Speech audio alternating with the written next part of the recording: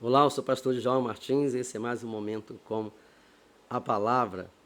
Nós estamos completando 506 anos de Reforma Protestante e hoje gostaria de compartilhar com você um pouco desse processo bíblico, dentro da própria Bíblia, antes de chegar no século XVI, onde nós tivemos ali uma reformulação de princípios e de ações que trouxeram a Bíblia até nós e, consequentemente, nos proporcionou, esse encontro direto com a palavra de Deus e uma vida transformada pela palavra. O texto que gostaria de compartilhar com você, biblicamente, está no segundo livro do Reis, capítulo 22, né? E se você tiver um tempo depois, leia também o capítulo 23, que fala sobre o desenrolar de todo esse processo, quando Ilquias acha o livro da lei no templo. Dizendo assim: então o sumo sacerdote Ilquias disse ao escrivão Safã: achei o livro da lei na casa do Senhor. Ilquias entregou o livro a Safã e este o leu. Então o escrivão Safã foi falar com o rei e lhe deu relatório dizendo: os seus servos contaram o dinheiro que estava na casa do Senhor e o entregaram nas mãos dos que dirigem a obra e têm a seu encargo a casa do Senhor. Depois o escrivão Safã anunciou ao rei: o sacerdote Ilquias me entregou um livro, e Safã o leu diante do rei. Fica muito claro aqui que Safã nem sabia sobre o que se tratava o livro, apesar do sacerdote Ilquias já saber, Consequentemente, Josias, ele lê o livro, entende uma mensagem, e ele se coloca diante do Senhor, ele se prostra diante do Senhor, arrependido por reconhecer o que tinha acontecido anteriormente com as autoridades passadas, com os reis passados, com as gerações passadas. Entende que eles haviam desobedecido à palavra que estava sendo lida ali e vive uma experiência pessoal com a palavra, mas ele precisava entender um pouco mais. Aí então, versículo 11 em diante, Josias manda consultar a profetisa Uda para saber o que de fato a palavra estava dizendo. Diante dessa palavra, diante desse texto, nós vamos meditar um pouquinho sobre essa necessidade de uma reforma, de um reavivamento pessoal e, por que não dizer, coletivo, baseado na palavra de Deus para os nossos dias, já que vivemos muitas experiências, muitas situações que nem sempre essas experiências e essas situações têm levado a um verdadeiro reavivamento pessoal ou coletivo dentro da nossa comunidade cristã. E temos acompanhado um lema reformado que a Igreja Reformada sempre reformando. Há uma necessidade de repensarmos constantemente, diariamente, sobre os princípios da reforma, que motivaram a reforma, como, por exemplo, os 5 pontos calvinistas, ou o resumo das 95 teses de Lutero. Nos 5 pontos calvinistas nós vamos encontrar a depravação total, a eleição incondicional, a expiação limitada, a graça irresistível e a perseverança dos santos. Consequentemente, resumindo, os solas dentro dessa visão cristã aceita por todos aqueles que confessam a palavra de Deus como única regra de fé e prática, nós vamos ter só as Escrituras, vamos ter só a fé, vamos ter só a graça, vamos ter só Cristo e a glória só a Deus, que só lhe deu glória. Resumindo, todos esses princípios que motivaram, que nortearam a reforma protestante do século XVI, chegamos hoje a 506 anos, baseando a nossa história, a nossa vida dentro desses princípios. O que Josias faz dentro dessa palavra é basicamente redescobrir isso antes de acontecer a reforma protestante do século XVI, é claro. Ele fazendo uma reforma religiosa no seu reino, uma reforma religiosa diante do seu povo. E nós vamos entender aqui biblicamente que para que haja uma verdadeira reforma e um verdadeiro reavivamento, a palavra tem que ser redescoberta. Essa palavra estava escondida, segundo o versículo 8 até 10, estava escondida no templo, lugar onde se lia essa palavra. Isso significou, e significa para nós, que a palavra estava escondida por falta de interesse das pessoas em ler essa palavra, em encontrar nessa palavra a direção daquilo que Deus já havia estabelecido como princípio para que o povo pudesse viver sob essa palavra e ser um povo vitorioso na presença de Deus. A palavra estava esquecida, né? Dentro desse contexto também entendemos que a palavra estava escondida porque os homens, os líderes religiosos, as pessoas estavam ignorando a palavra de Deus, colocando essa palavra em segundo plano, talvez buscando conselhos em outros lugares, buscando direção em outros lugares, mas não na palavra de Deus, não dentro da palavra. Estavam ignorando a palavra de Deus, ou estava colocando essa palavra no nível de qualquer outra filosofia, ou pensamento, ou princípio. Isso levou o povo a viver eras de derrotas e perdições. Quando Josias lê o livro, ele é impactado por essa palavra, vamos falar um pouquinho sobre isso daqui a pouco, e aí ele pensa no seu interior que é necessário redescobrir essa palavra. Ela foi encontrada por acaso no templo, humanamente falando, por acaso, mas entendemos que biblicamente foi o Senhor quem guiou aquelas pessoas até a palavra, para que ela fosse redescoberta e através dessa redescoberta viesse o reavivamento, viesse uma reforma, fosse provocada, promovida uma reforma e, consequentemente, um novo estilo de vida surgiu no meio do povo. Para que haja verdadeira reforma e reavivamento, também entendemos dentro desse texto que a palavra tem que ser devidamente interpretada. Ou seja, ela não pode apenas ser utilizada, né, para uma experiência pessoal, para uma experiência íntima.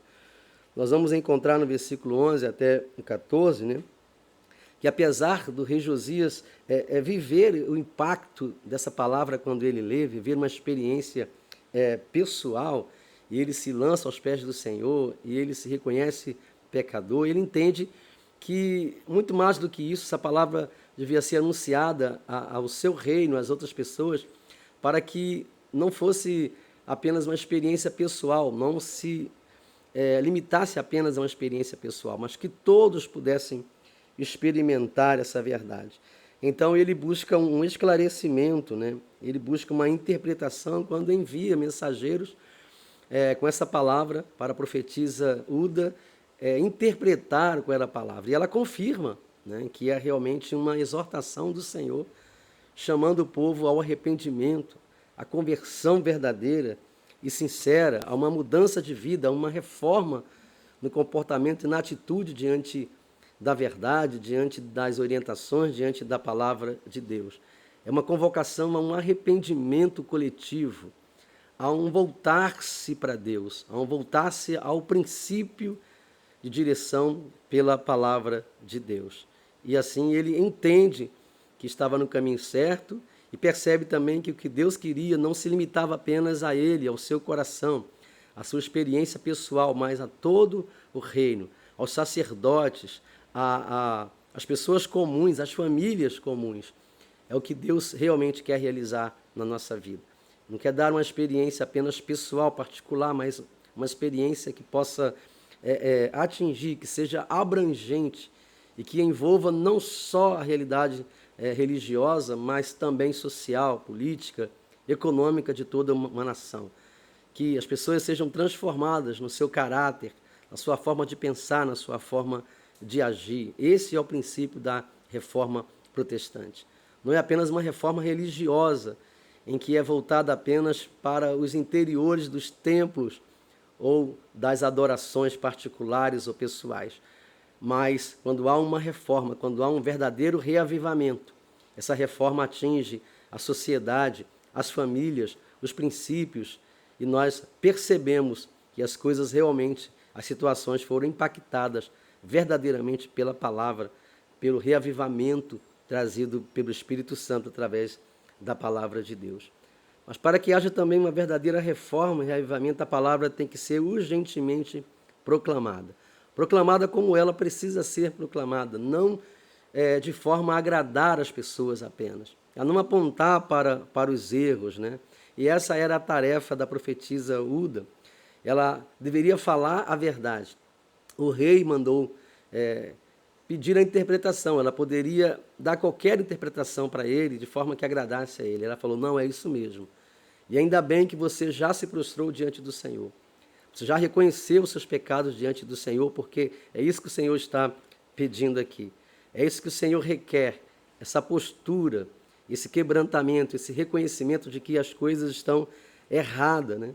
Então, às vezes, nós lemos essa palavra para que ela produza uma reforma, um revivamento em nós, ou à nossa volta, e também à nossa volta, sentimos que essa verdade, às vezes, agride, porque ela revela situações erradas, ela expressa, ela traz, ela desnuda, ela revela que coisas estão erradas, situações estão erradas. Ela confronta atitudes e comportamentos errados.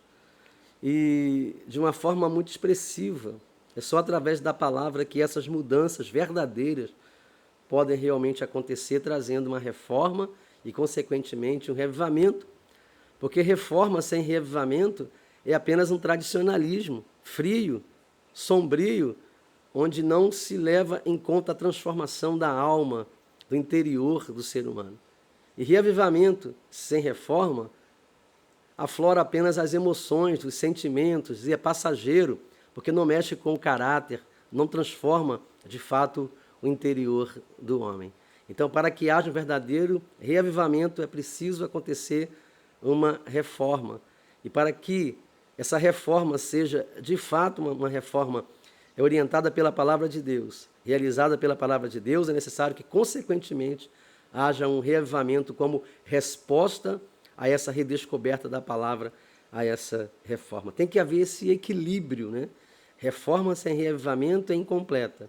Reavivamento sem reforma também é incompleto. E por último, não menos importante, né, para que haja verdadeira reforma e reavivamento, tem que haver arrependimento de pecados. Quando o rei Josias ler essa palavra e ele entende essa palavra, rapidamente ele se arrepende diante do Senhor, ele se reconhece pecador, ele foi o primeiro a se arrepender como exemplo do seu povo, para dar exemplo ao seu povo. Depois ele convoca, né, todos que ele deveria convocar, que precisava no momento receber essa palavra, e ele ali promove, né, uma renovação de aliança com o Senhor. Está já no capítulo 23. Ele promove a renovação dessa aliança. Ele renova essa aliança diante do Senhor, porque uma verdadeira reforma, um verdadeiro impacto de reavivamento traz de volta os verdadeiros princípios dessa aliança, de fidelidade, de entrega, de cumplicidade, de valorização, de prioridade, né, e de vida envolvida através do compromisso com essa aliança. Diz também que ele restaurou a adoração, a verdadeira adoração, o verdadeiro culto. É o que nós precisamos ultimamente. Temos visto cultos que não adoram o Senhor, adoram pessoas, que não celebram a presença do Senhor, mas celebram a presença das pessoas, que agradam o ego, que agradam os gostos, as preferências, que são feitos para pessoas e não para Deus. O culto é do Senhor, o culto é para o Senhor. E Josias reconhece isso quando ele é impactado pela palavra, quando há uma reforma mental e espiritual e, consequentemente, essa reforma se estende até a reforma religiosa também diante do Senhor. E depois vem o verdadeiro reavivamento que alcança a muitos à sua volta, né? E retirou também tudo o que não estava em conformidade com a santidade do Senhor. Havia ali sacerdotes, né, que orientavam a adoração a outros deuses, instrumentos de adorações erradas, sacerdotes que cultuavam o próprio corpo, a prostituição, e ele tem que retirar tudo isso, ele tem que limpar tudo, limpar o templo, limpar as regiões. Ele viaja por várias regiões, limpando esses lugares, queimando esses lugares, confrontando a verdadeira, confrontando o falso com o verdadeiro, e não apenas proibindo, mas destruindo tudo aquilo que estava impedindo a verdadeira reforma espiritual, a verdadeira manifestação do poder de Deus, o verdadeiro reavivamento. Ele começa a tirar. Ele tira da própria vida, ele tira da presença do reino, ele tira do meio das famílias, ele faz uma reforma completa, ele limpa tudo e queima, destrói tudo, estátuas, sacerdotes, princípios religiosos contrários, né, instrumentos, elementos de agressão à santidade de Deus. Ele queima, ele destrói tudo, ele limpa tudo, ele torna o local propício à manifestação do poder de Deus.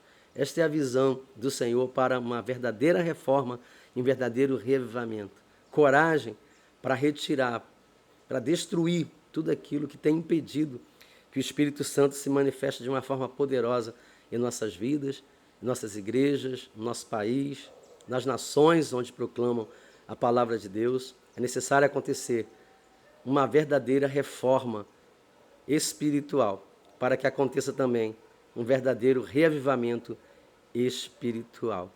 Se você chegou até aqui, mais uma vez nós te pedimos, se você ainda não é inscrito, se inscreva no nosso canal, você receberá outros vídeos como este.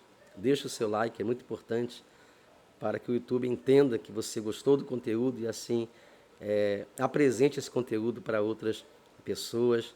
Deixe o seu like, acione o sininho da notificação, você receberá outros vídeos como este e assuntos diferentes que vão edificar a sua vida, que vão trazer clareza espiritual para a sua caminhada cristã, encontro com Deus e transformação. Que Deus abençoe a todos. Juntos nós celebramos, adoramos, agradecemos ao Senhor por 506 anos de reforma protestante. Reforma que trouxe vida para nós através da palavra de Deus e compreensão. Deus abençoe a todos, em nome de Jesus.